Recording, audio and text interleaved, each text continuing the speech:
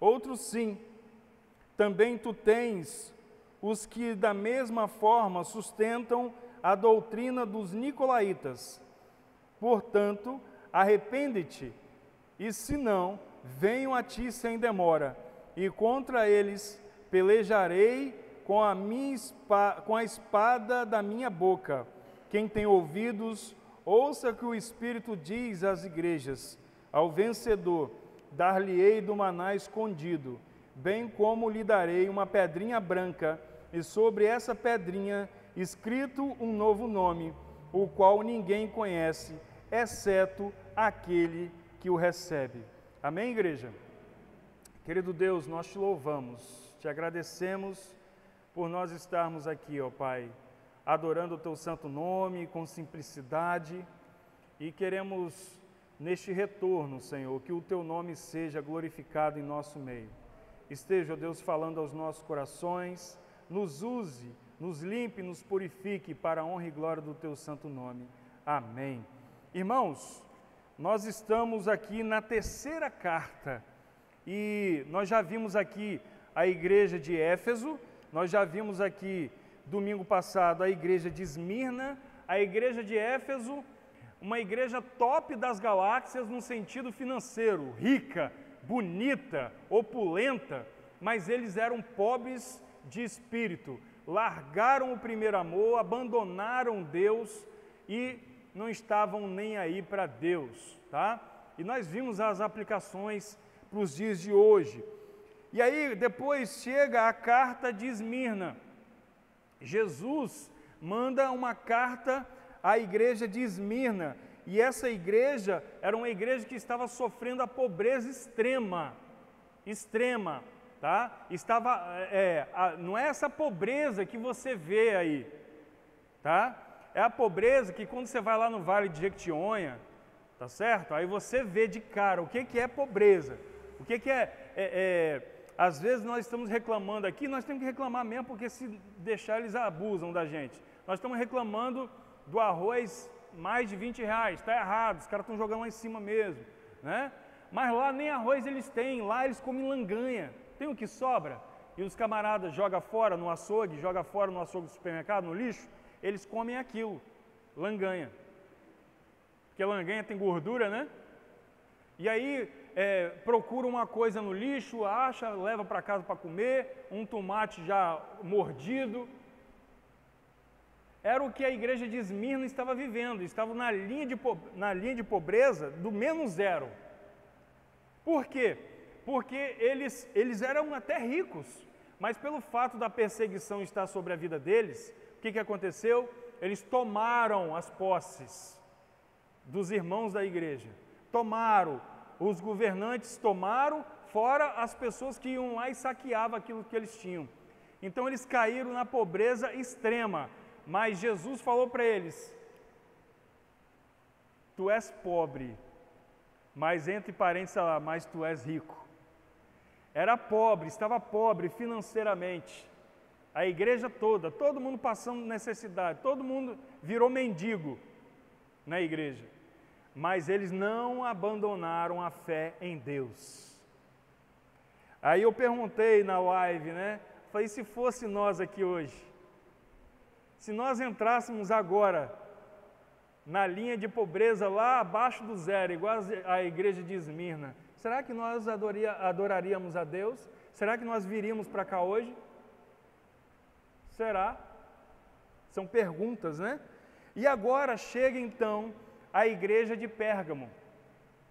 Só um detalhe, dessas 7 igrejas aqui, Éfeso foi a mais privilegiada, uma das piores igrejas que tinha, mas foi a mais privilegiada. Primeiro, porque ela recebeu uma carta do apóstolo Paulo e depois recebeu uma carta diretamente de Jesus e deixou o primeiro amor. Agora, nós estamos com a igreja de Pérgamo. Pérgamo fazia parte desse aglomerado de cidades da Ásia que pertencia a Roma. E então, essa igreja também estava passando por alta perseguição. Mas, além da perseguição, ela começou a se deixar seduzir Por quê? Porque viram que eles não iam largar o nome de Jesus, conforme está aqui, ó. Jesus mesmo disse que conservas o meu nome. E aí então a tática do diabo foi o quê? Infiltrar o povo dele no meio da igreja.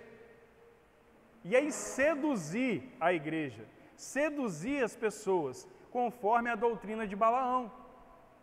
E aí então, irmãos, nós estamos aqui observando também uma cidade que era opulenta e culturalmente ela era muito frequentada também. As cidades, essas cidadezinhas aqui da Ásia, elas eram muito bonitas, elas tinham muita estrutura e elas tinham principalmente um problema que Jesus chama aqui que é o trono de Satanás. Por que trono de Satanás? Porque ali tinha o culto ao imperador, o culto a Zeus, o culto a vários deuses, a um panteão de deuses que estavam ali. E essas pessoas, esses crentes, eles passaram então a observar o seguinte: não tem nada a ver não. O diabo infiltrou pessoas naquela igreja e aí começou aquela coisa do nada a ver, no nada a ver, que a gente tem hoje, né? Não tem nada a ver, não vai dar problema não, né? Não tem nada a ver não. E aí o que aconteceu, irmãos? Aquela igreja então começou a definhar. Diferentemente de Esmirna, a cidade de Esmirna pertence até hoje, Pérgamo não. Só para vocês terem a ideia. É só você ir lá no Dr. Google e procurar lá, cidade de Izmir, é a antiga Esmirna, tá? Tá lá na Turquia ainda, tá lá. Frequentada, buscada pelos turistas, está lá. Né? Então, a igreja de Pérgamo, ela tinha um centro cultural muito forte, só para a gente estar entendendo o que está acontecendo aqui. E Jesus então manda dizer para eles o seguinte, ó: eu conheço o lugar que habitas, eu conheço aonde vocês estão. O lugar onde vocês estão é o trono de Satanás. Satanás habita aí. É lógico que é de uma forma não literal, mas as ações do diabo eram muito fortes naquele lugar. Eram muito fortes. E aí, então, irmãos, Jesus diz para aquela igreja: eu conheço o lugar onde habitas, onde está o trono de Satanás, e que conservas o meu nome e não negaste a minha fé. Irmãos, se a gente for observar, tudo quanto é lugar que nós estamos hoje, é o trono de Satanás. É onde ele habita. Porque ele é o príncipe desse mundo, ele tá comandando tudo, né? Você observa, por exemplo, no meio dos médicos aí, o cara morreu com dor no joelho, ele foi lá e colocou coronavírus, corrupção. Você vai lá botar a gasolina no seu carro achando que você botou 20 litros de gasolina, mas na verdade você botou lá 18,5. Por quê? Corrupção, esquema. Aonde você vai tem problema. Aonde você vai tem problema. E para piorar, tem muito crente dando mau testemunho, que aí atrapalha mais ainda as pessoas entenderem que Deus é Deus, que Jesus é Jesus, que igreja não salva, somente Jesus. E aí atrapalha o andamento da obra de Deus. Mas ele conhece o lugar onde nós habitamos. Ele conhece as nossas dificuldades, onde nós habitamos. Mas ele conhece, irmãos, se nós estamos guardando, conservando o seu nome, se estamos negando ou não. Irmãos, me desculpem, mas quando eu falei no início aqui, hoje nós podemos observar que nós não precisávamos de ter fechado a igreja, porque ninguém parou de ir na padaria, ninguém parou de ir na farmácia, ninguém parou de ir no supermercado, só parou de ir no shopping porque o shopping fechou. Mas muita gente continuava indo na praia. Mas a prova maior foi agora, esse feriadão. Um monte de crente na praia. Teve pastor que me ligou, vamos na praia? Eu falei, rapaz, não vamos brincar não, vamos dar o testemunho. Vamos dar o testemunho. Eu não vou na praia porque eu vou dar o testemunho. E eu dando o testemunho, eu vou ter como cobrar da igreja. Agora, se eu não der o testemunho, não tem como cobrar da igreja.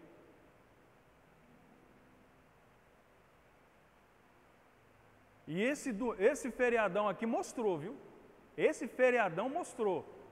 Só é perigoso na igreja, mas não é perigoso na praia.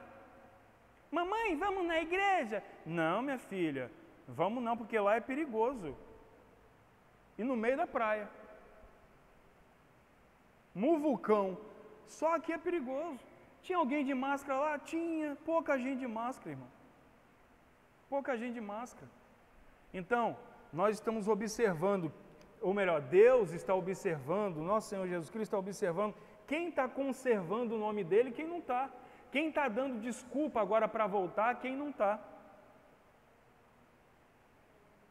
Nós temos que conservar o nome de Jesus acima de qualquer coisa. Hoje de manhã nós falamos aqui, né, sobre amor e paixão. E aí eu dei um exemplo aqui, o seguinte: você não precisa gostar de mim, meu irmão. Você não precisa gostar de mim, mas você tem que me amar. E me amar é me aturar, é aturar o meu jeito. É a mesma coisa daqui para aí. Eu não preciso gostar de você, mas eu tenho que te amar. Mas se a gente conseguir conciliar as duas coisas, melhor, né? Não é verdade? Mas não, as pessoas confundem. Eu não gostei do jeito de fulano, mas esquece de amar fulano. Nós temos que amar um ao outro. Então, uma das coisas que nós precisamos fazer para conservar o nome do Senhor é amar um ao outro, amar a Deus acima de todas as coisas e uns aos outros. Precisamos amar de fato, irmãos, não apenas de boca para fora. Nós estamos muito de boca para fora. Nem as máscaras que nós estamos usando impedem de falarmos de boca para fora. Então, nós precisamos conservar o nome do Senhor. Nós precisamos de manter o nome do Senhor. E aí, ele pega e diz aqui, ó, ainda nos dias de Antipas, minha testemunha, olha o que Jesus, meu fiel, você sabe quem era Antipas? Antipas era um pastor de Pérgamo, era o pastor da igreja. Você sabe como é que mataram ele?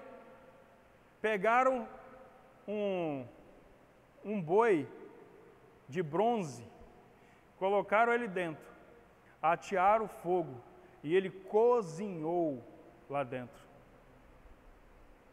Mas ele se mantinha fiel, porque Jesus chama ele de meu fiel. Olha a intimidade, meu fiel. Se Jesus olhar para mim e para você aqui agora, se ele chegar aqui corporalmente, será que ele dirá para nós, meu fiel, minha fiel?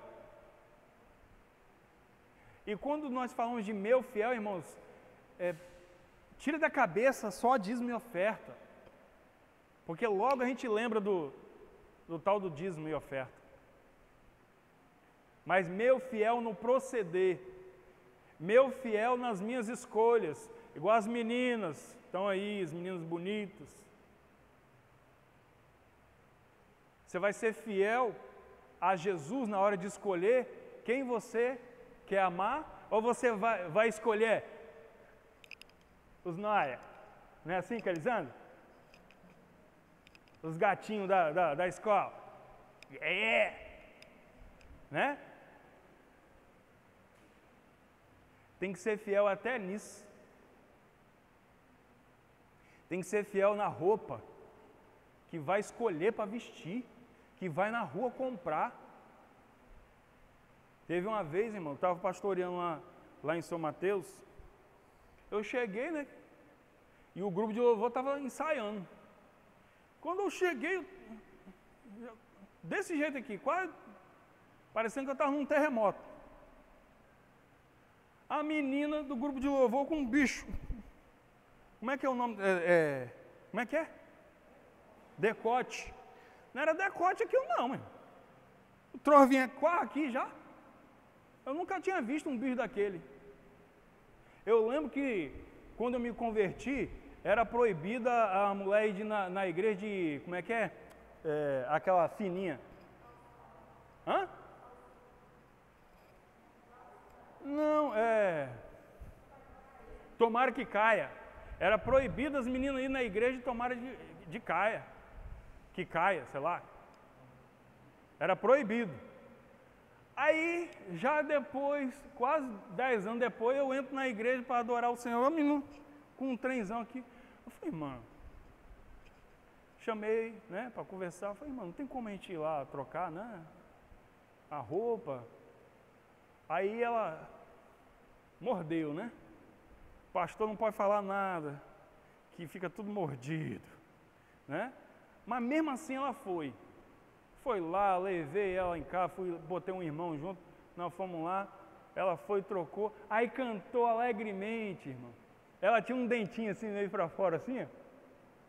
Os dentinhos dela o dentinho chega aparecia, de tão feliz que estava. Falei, tá vendo, irmão, como é que ficou mais, né? Ficou mais feliz o negócio, né? A gente tem que conservar o nome de Jesus, irmão. Conservar o nome de Jesus. Vou dizer uma coisa, é só para a igreja de Jesus. Só para a igreja de Jesus, só para quem realmente quer compromisso com Jesus. Quem não quer compromisso com Jesus não tem condições de conservar o nome de Jesus. E Jesus, ele olha quem conserva o seu nome. E Antipas, irmãos, pastorzão, foi morto dessa forma, perseguição em cima. Nós não estamos passando por perseguição. Olha nós aqui, ó, a prova. Por que você não vem de manhã, cara? Por que você não vem de manhã? Qual o problema de você vir de manhã? Sabe qual é o problema? Você mesmo. É você mesmo o problema. Qual é o problema? Você mesmo. Nós precisamos de conservar o nome de Jesus, irmãos. Deixa eu te dizer uma coisa. Nós precisamos de conservar o nome de Jesus, porque as pessoas ainda que só ouviram falar de Jesus, ainda não se entregaram a Jesus de fato, não entregaram a sua vida, não se arrependeram ainda das coisas erradas que faz, né? Essas pessoas precisam ver o testemunho em nós, elas precisam ver Jesus em nós. Elas estão necessitadas, elas não têm outro caminho. Não existe outro caminho. Só Jesus é o caminho. Só Jesus disse, eu sou o caminho.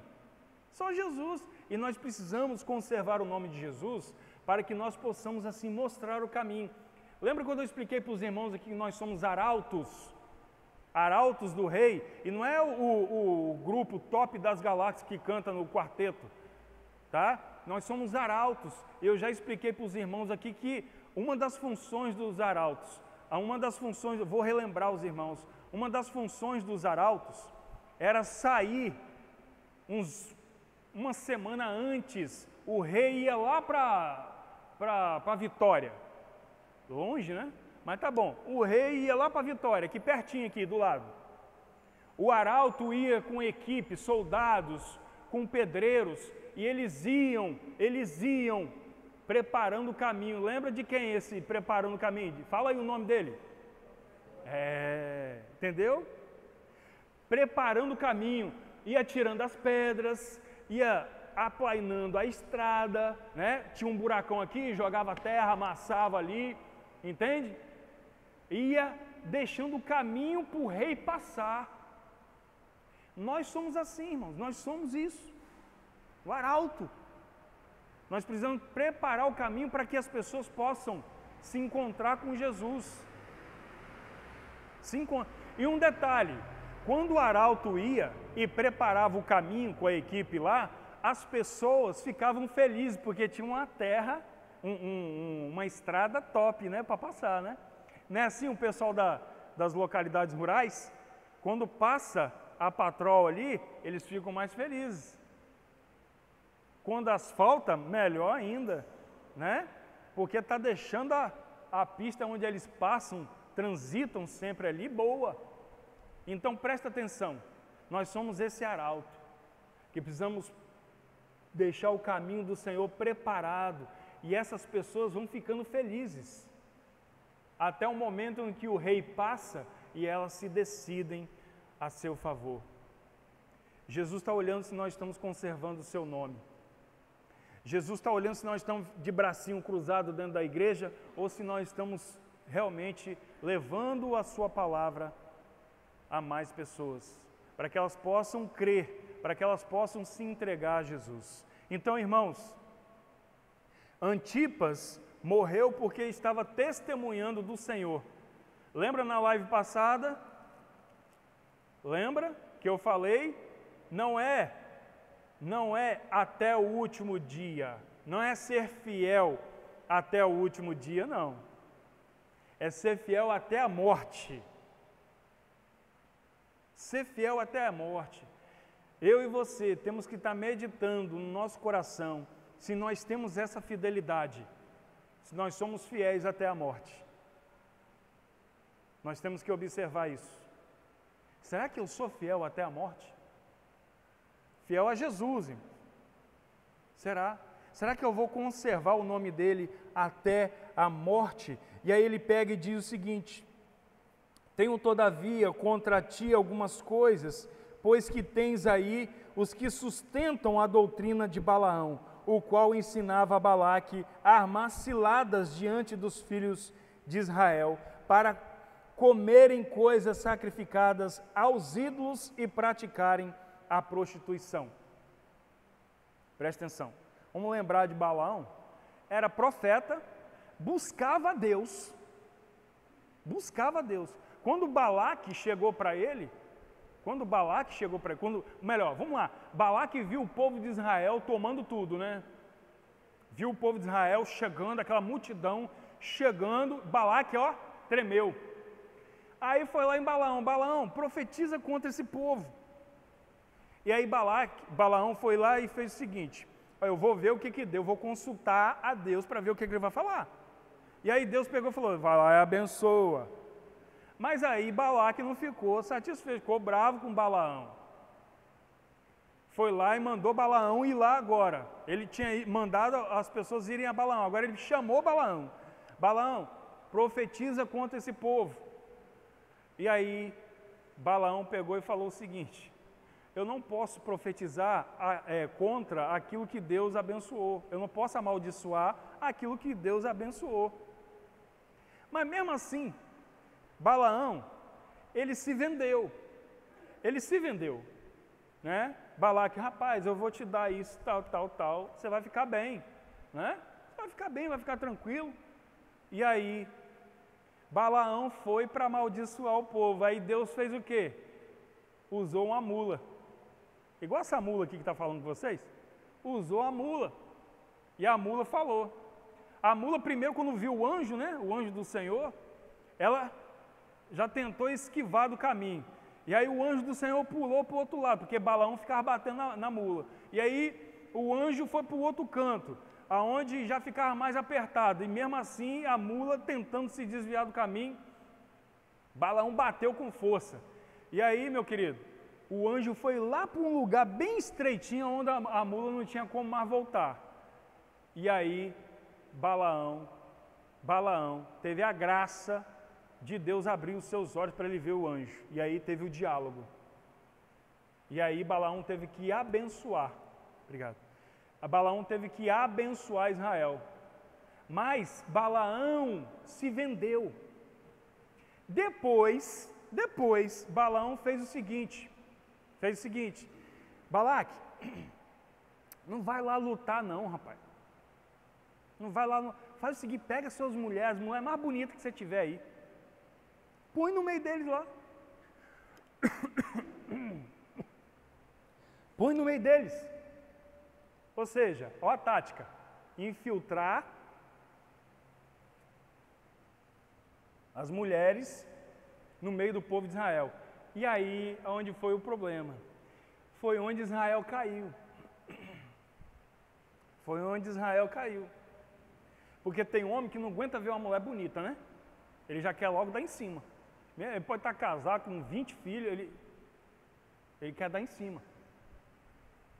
Tem um homem que não se segura. E aí o povo de Israel foi lá, misturou. Aí o que aconteceu? Derrotados. Estão entendendo agora por que Jesus fala para a igreja de Pérgamo que ali tem a doutrina de Balaão? Porque fizeram a mesma coisa. Infiltraram pessoas na igreja que ensinavam o quê? Rapaz, não tem nada a ver sacrificar os ídolos. Não tem nada a ver se prostituir. Não tem nada a ver. Antes do casamento? Pode. Pode. Não tem problema não. Pastor lá que é besta. Fica falando desses negócios assim. O pastor que está querendo segurar a onda da gente, rapaz. Mas não tem nada a ver não. E aí a galera foi juntando, aí pronto. Deu ruim. Entende? Então, aí ele pega e continua. Outro sim, também tu tens o que da mesma forma sustentam a doutrina dos nicolaítas. Olha os nicolaítas aqui de novo. Estavam lá em Éfeso. Estão aqui de novo. Eu já falei para os irmãos, quem assistiu a live, viu o que eu falei, quem são os nicolaítas de hoje. Mas eu vou falar, porque eu tenho certeza aqui que muita gente não viu. Os nicolaítas são aqueles que defendem o aborto, estão dentro da igreja e levantam a bandeira do aborto. A menina de 10 anos tinha que abortar mesmo, ela foi humilhada, ela foi abusada. Querido, para com isso. O único que tem o direito de dizer vida ou morte é Deus. Somente Ele. Somente Ele. Eu e você, nós não podemos levantar essa bandeira não, meu irmão.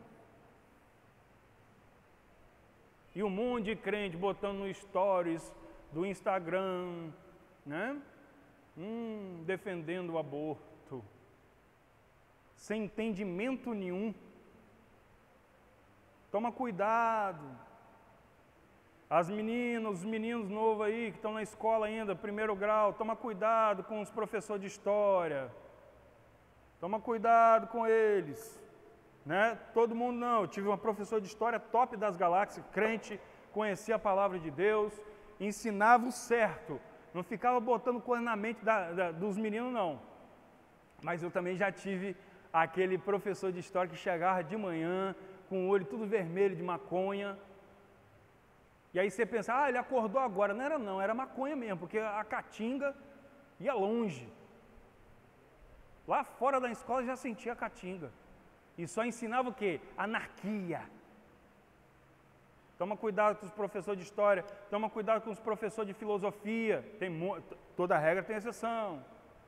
Não é todo mundo. Toma cuidado, porque eles ensinam as doutrinas dos nicolaítas. A doutrina do nicolaíta é o sexo antes do casamento, é o nada a ver. São as coisas erradas. Então, irmãos, hoje são chamados de crente progressista. Progressista, só está regredindo. Só tem de progressão no nome, mas estão regredindo. Um crente nicolaíta não tem acesso à palavra de Deus. Não é porque Deus proíbe, não, é porque ele não quer mesmo. Ele não tem desejo pela palavra de Deus. Um crente nicolaíta, ele não ora, ele não busca Deus, ele não fala com Deus, ele não coloca o seu dia a dia nas mãos de Deus.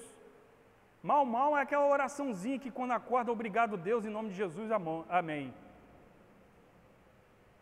Esse é o crente nicolaíta. E estão hoje. O crente nicolaíta determina o que Deus tem que fazer.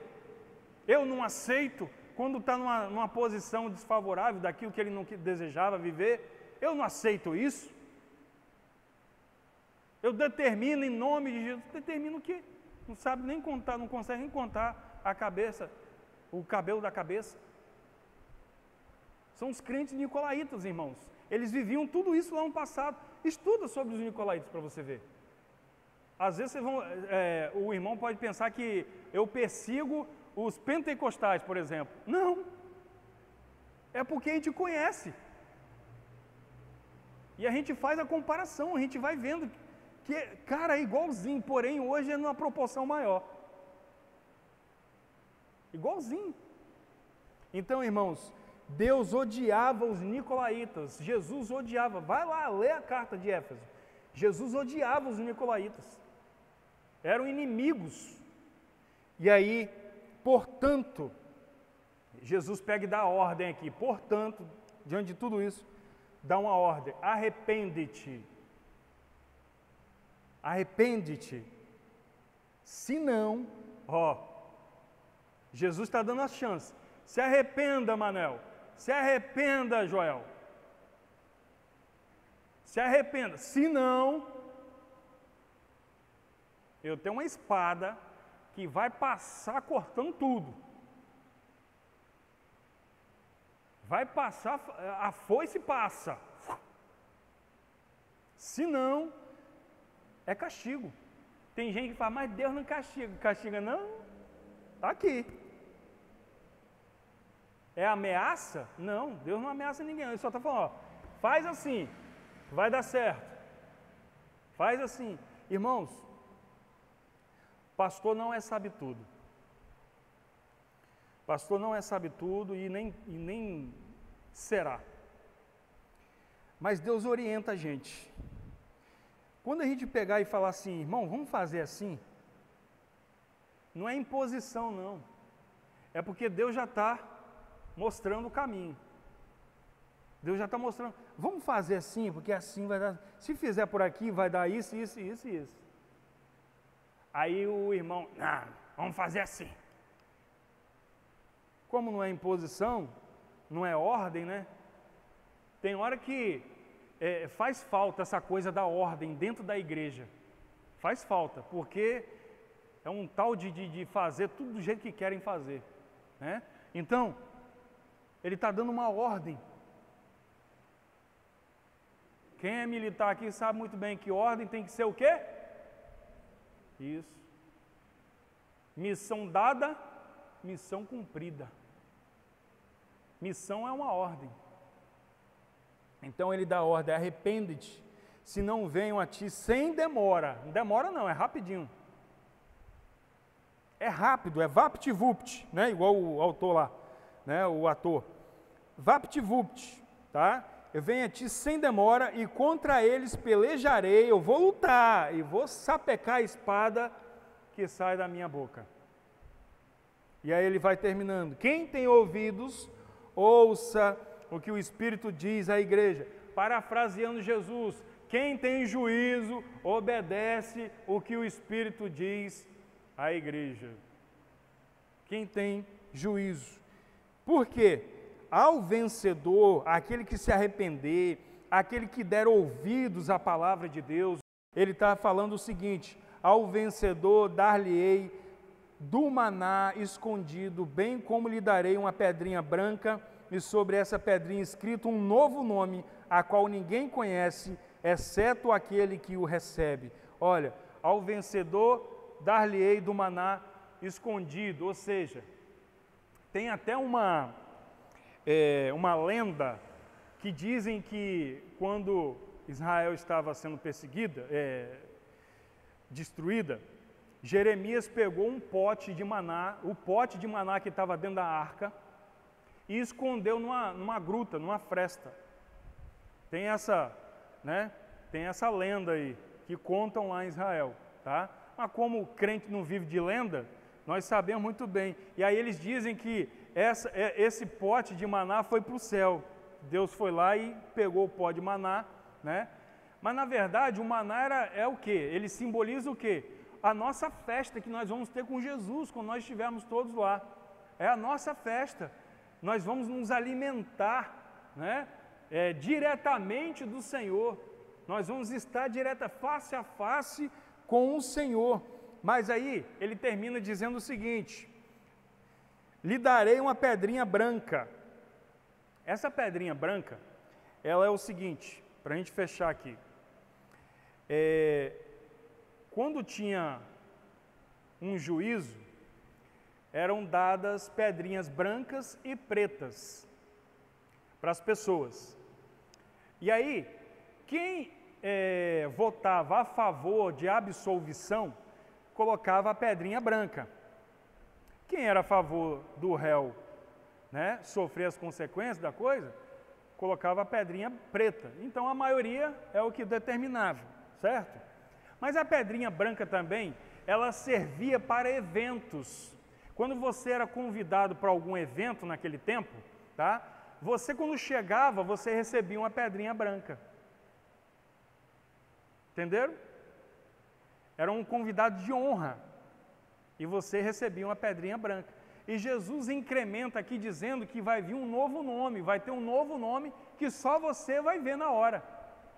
Depois é lógico, né?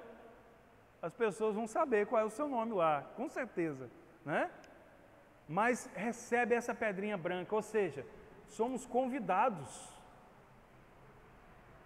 Nós somos convidados do Senhor a vivermos uma vida digna diante do Senhor, a vivermos uma vida de santificação. Santificação é uma palavra que está fora de moda nas igrejas.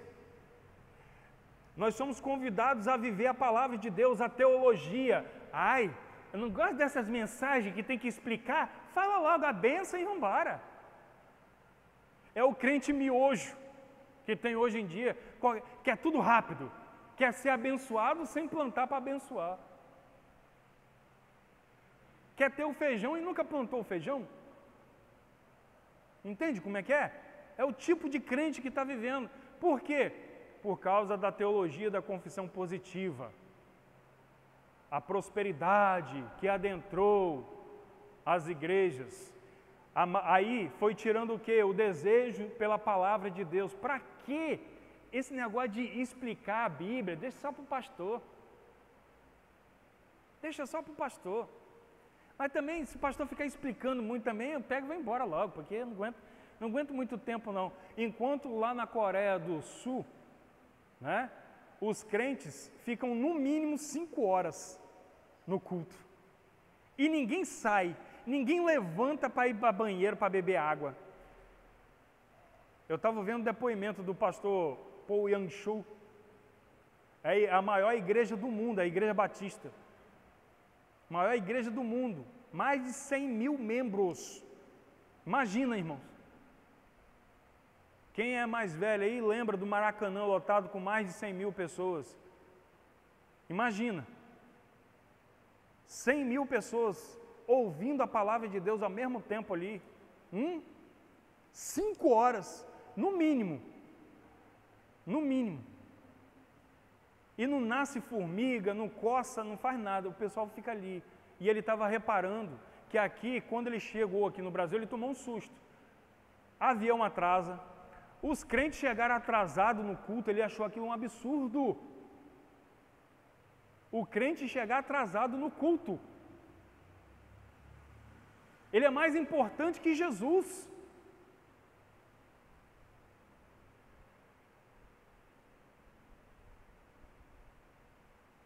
Então, irmãos, nós temos que viver a palavra de Deus. Nós temos que estar guardando a palavra de Deus, conservando o nome de Jesus, sem negar a sua fé.